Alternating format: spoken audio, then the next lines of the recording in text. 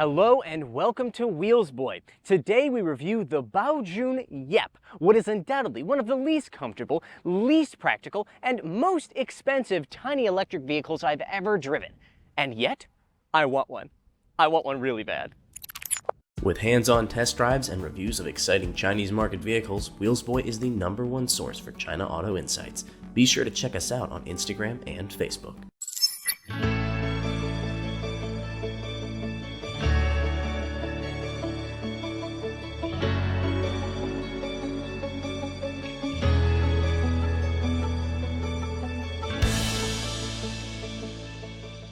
The Yep is a tiny electric car, and I do mean tiny. This thing measures just under 3.4 meters in length. That means our boxy little friend is about 45 centimeters or 18 inches shorter than a new Mini Cooper. Suzuki Jimny. There. I said the thing you've all been thinking ever since you first laid eyes on this pint-sized creation. The square shape, the big fender flares, even the look of the front here all makes me think of a cuter, kind of less aggressive Jimny. I didn't think you could make a cuter, less aggressive Jimny, but there you go. It looks even more like a Jimny in its original highlighter yellow or highlighter green color, but this one has been wrapped in this gray wrap by Baojun themselves. I think this thing is absolutely ripe for modification, and so does Baojun. That's why they're offering a dealer-installed roof rack as well as optional all-terrain tires. Personally, my Yep would also have a big metal brush guard up here as well, even though I know that all of those things combined would absolutely murder the CLTC range of 303 kilometers you get from the 28 kilowatt-hour battery pack. This thing does support fast charging, and Wuling says it can go from a 30 to 80% state of charge in about 35 minutes. This cover, however, wow, that feels really, really cheap. But boxy fender flares is about as close as the Yep gets to being a true off-roader. It does have 15 centimeters of ground clearance, which is more than other cars on this platform, but doesn't really have any upgrades to the suspension to take advantage of that. Four-wheel drive? No. Locking diffs? Definitely not. Skid plates? Well, kind of. There's a plastic one here, and it's very thin. While I'm down here, I might as well point out that this thing has a single rear-mounted electric motor. But what the Yep lacks in true off-road ability, it more than makes up for in gadgetry. That includes the car watch, an optional LED panel mounted on the rear tailgate that looks like a smartwatch. It can be used to display text and images.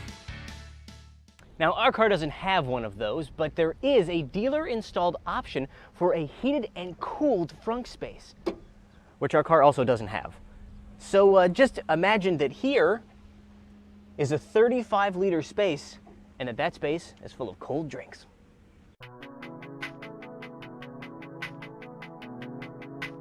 Baojun calls the interior of the Yep the Joy Box, and it is surprisingly packed with tech and features.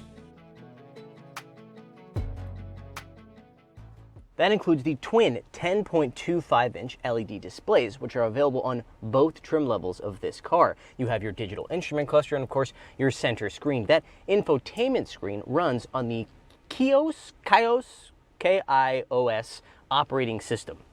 That system includes all the features you would expect, like navigation, media, as well as Bluetooth calling and audio. You also have voice commands for everything from the windows to the air conditioning to the navigation. That's not all, however. There's a ton of features inside of this car. You have auto hold. You have, let's see, 360-degree camera. That's right. If you need a 360-degree camera to park this car, you probably shouldn't be driving. Speaking of which, there's also ADAS. Level 2 ADAS, technology that's been powered by DJI, yes, DJI, the creators of the drone that your neighbor uses to look at you while you change your clothes through the window. As I said, the overall layout is very familiar if you've been inside of another Baojun or Wuling product. That includes the center console here with your transmission knob, as well as the overall kind of design and look of the doors. Material quality is, actually not so bad. There's different colors here. We've got a dark green, we've got a black, we've got this kind of interesting pattern on the door. It's enough to keep you interested and not to notice that it's all pretty cheap plastic. Is it just me, or do the buttons on this steering wheel look like the buttons on a Nintendo controller? Wait a minute. Up, up, down, down, left, left, right, right, A, B, A, B. 哎，怎么了？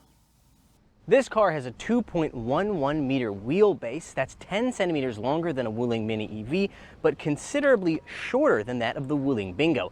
That's going to have some serious repercussions for the way that it drives, but first, let's see the way that it sits. Ugh. Okay. Actually, better than I would expected. I can really feel the extra 10 centimeters. I am 1.75 meters tall, 5'9" and I have about 3 fingers of space between my knee and the seat when that seat is adjusted for me in the driver's seat. Overhead, there's definitely no problem with space back here. There is a problem, however, with space back there. This thing is essentially useless unless you lay down the back seats. Then you have 715 liters of space.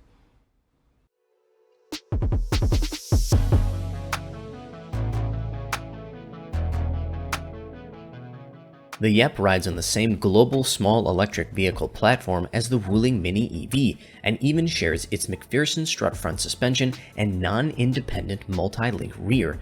The Yep, however, somehow manages to set a new low for comfort. Remember when I said that short wheelbase would have repercussions for the way this thing rides? Well, what I mean is that it rides pretty bad. Worse even than the Wuling Mini EV with its even shorter wheelbase. That's because, at least as far as I can tell, in order to counteract the body roll that would have come with the raised ride height, they made the suspension a little bit stiffer. That means that the bucking that you get over bumps in the Wuling Mini EV is even worse in this car. The Yep does change direction pretty willingly, which it should, considering it has a wheelbase only slightly longer than a go-kart. But I would advise against pushing this car to its handling limits. Despite the efforts to control body roll, this thing definitely still feels like it might tip over whenever you throw it into a corner with any real speed. That single rear-mounted electric motor makes 50 kilowatts and 140 newton-meters of torque, enough to propel this thing to 100 kilometers per hour. Yes, that is the top speed, 100 kilometers per hour.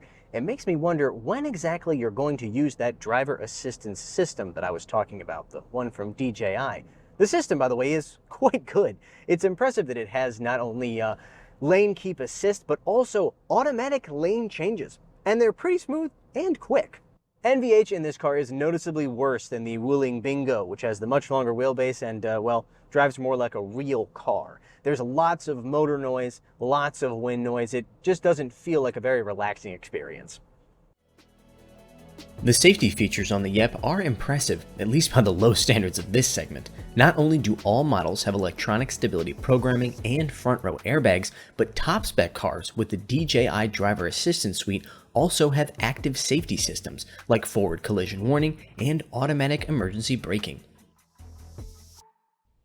The Baojun Yep is not comfortable. The Baojun Yep is not practical. And even at this price, the Baojun Yep isn't that great of a deal. What it is, though, is fun. Even as its suspension was nearly beating me to death on the road, I could not wipe the grin off of my face. If you had this much money, you would be way better off buying a Wuling Bingo. But honestly, your heart and mine, they belong to the Yep.